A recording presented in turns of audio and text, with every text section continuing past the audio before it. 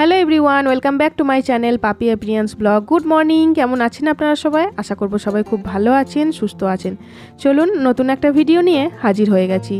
আর আজকের পুজোটা শুরু করি, আর আপনাদের কিছু কিছু কমেন্টগুলোর রিপ্লাই আমি দিয়ে ফেলি।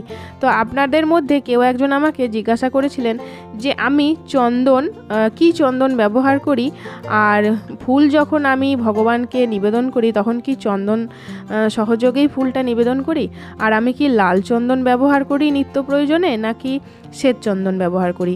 তো সেটা আমি বলেছিলাম যে আমি ভিডিওতে ডিটেলস বলে দেবো। তো আমি যে প্রত্যেক দিন যে চন্দন আমি ব্যবহার করি সেটা কিন্তু শ্বেত চন্দনই ব্যবহার করি। আর লাল চন্দনটা কিন্তু শুধুমাত্র গণেশের প্রিয়, তাই গণেশের পুজো বা গণেশের কোনো বিশেষ কোনো পুজোর দিন থাকলে তখন কিন্তু আমি গণেশ ঠাকুরকে লাল চন্দন সহযোগে দুর্বা ঘাস ফুল আমি কিন্তু নিবেদন করি। আর বাকি আমি কিন্তু শ্বেত চন্দনই প্রত্যেক দিনে নিত্য পুজোতে আমি ব্যবহার করি।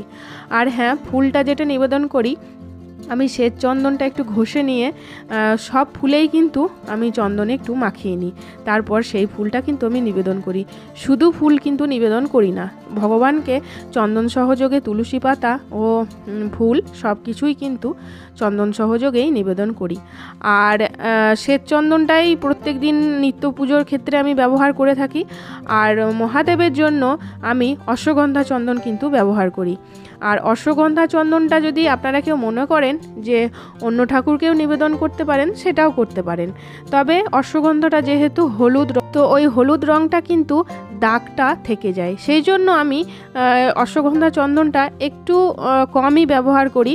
কারণ যেহেতু রাধা মাধব শাড়ি পরানো থাকে, তো ওই হলুদ রঙে যখন তুলসী পাতা অশ্বগন্ধা চন্দন মাখিয়ে যখন তুলসী পাতাটা নিবেদন করি, তো ওই রাধা মাধবের কাপড়ে ওই হলুদ রঙটা কিন্তু দাগটা ছেড়ে যায়, ওঠে না। তো সেই জন্য আমি একটু কমই ব্যবহার করি। তবে নিত্য প্রয়োজনে যদি কেউ মনে করে অশ্বগন্ধা চন্দন ব্যবহার করব, অবশ্যই ব্যবহার করতে পারেন। আর আমি প্রত্যেক দিন কিন্তু শ্বেত চন্দনই ব্যবহার করি। চলুন এবার পরের কমেন্টটা পড়া যাক। দিদি ভাই, তোমার বাড়িটা কোথায় বলবে? তোমার গোপালদের ভীষণ ভালো লাগে। আচ্ছা, বাড়িতে কি একটা গোপাল রাখা যায় না?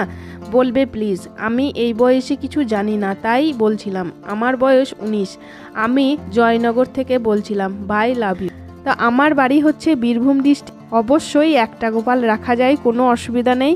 গোপাল যে যার ইচ্ছা মতো যতগুলো রাখার ইচ্ছা গোপাল কিন্তু রাখা যায়। শুধু পুজোটা সমানভাবে করতে হয়, সব গোপালকেই সমান চোখে দেখে পুজো করলে আপনি যত ইচ্ছা গোপাল রাখতে পারেন, আবার একটা গোপালও রাখতে পারেন, কোনো অসুবিধা নেই। পরের কমেন্টটা পড়া যাক। তেলের প্রদীপটা ইউজ করার পর কিভাবে প্রদীপটা পরিষ্কার করো প্লিজ একটু বলবে, খুব জরুরি। তো তেলের প্রদীপটা ব্যবহার করার পর কিভাবে ইউজ করি, দেখুন আমি যেমনভাবে বাসন পরিষ্কার করি সেইভাবেই ইউজ করি। তবে তেলের প্রদীপটা তো একটু তেলে ভাব থেকে যায়, একটা চ্যাটচ্যাটে ভাব, তো সেই জন্য প্রথমে একটু সাবান দিয়ে ওই তেলে ভাবটাকে একটু পরিষ্কার করে নিই। তারপর কিন্তু পিতম্বরী দিয়ে মেজে ওটাকে চকচকে করে তারপর আবার রিপিট আর একবার আমি সাবান দিয়ে মেজে তারপর কিন্তু পরিষ্কার করে নিই জল দিয়ে ধুয়ে। তো এইভাবেই কিন্তু করে থাকি, তাহলে দেখবেন তেলের প্রদীপ কালো ভাব একদমই চলে গেছে। আবার যেমন অন্য বাসন চকচকে হয়ে যায়, সেই রকমভাবেই কিন্তু ওই তেলের প্রদীপটাও চকচকে হয়ে যাবে। তবে প্রথমে একটু তেলে ভাবটা সাবান দিয়ে একটু পরিষ্কার করে নিতে হবে, তারপর কিন্তু পিতম্বরী পাউডার দিয়ে পরিষ্কার করতে হবে। তাহলেই দেখবেন নতুনের মতো আবার অন্য বাসনগুলো চকচক যেমন করছে, প্রদীপটাও সেরকম চকচক করছে। এর পরের কমেন্ট করেছে মৌ। উনি লিখেছেন, সত্যি মানুষের কি কথা, লাইট দিয়ে বাসন চকচকে করা। দিদি ভাই, ওদের কথা একদম কান দিও না, এনার্জি লস করে কোনো লাভ নেই। না, একদমই এনার্জি লস করছি না। আপনাদের জন্য আমাকে এনার্জি তো রাখতেই হবে, তা না হলে আমি ভিডিও বানিয়ে আপনাদের সাথে শেয়ার করব কিভাবে।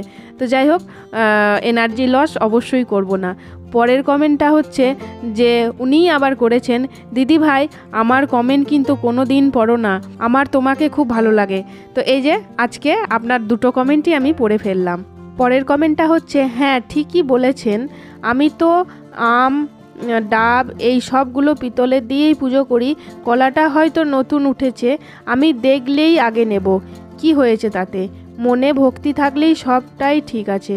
খুব সুন্দর করে ঠাকুর ঘর সাজিয়েছো। তো আপনাকে অনেক ধন্যবাদ। পরের কমেন্ট হচ্ছে, আপনার এই পিতলের কলা নিয়ে মানুষের ঝগড়া দেখে অনেকটাই হাসি পাচ্ছিল। যদিও আমিও পিতলের কলা ফার্স্ট টাইম দেখছি, কিন্তু অস্বাভাবিক কিছু মনে হয়নি। এরপর আপনার চ্যানেলটা ঘুরে এসে খুব ভালো লাগলো। নিত্য নতুন অনেক পুজোর জিনিস সাবস্ক্রাইব করে দিলাম দিদি, বাংলাদেশ থেকে। অনেক অনেক ধন্যবাদ। আমার চ্যানেলটা ঘুরে এসে আপনার ভালো লেগেছে, তো তার জন্য অনেক ধন্যবাদ। এই যে আপনি যেমন বললেন যে নিত্য নতুন অনেক পুজোর জিনিস, আবার অনেকে এটা নিয়ে কি বলে বলুন তো, এটা আবার নতুনের কি আছে, এইসব জিনিস আমাদের বাড়িতেও আছে। নতুন কিছু থাকলে দেখাও। নতুন কিছু নেই আমার দেখাবার মতো।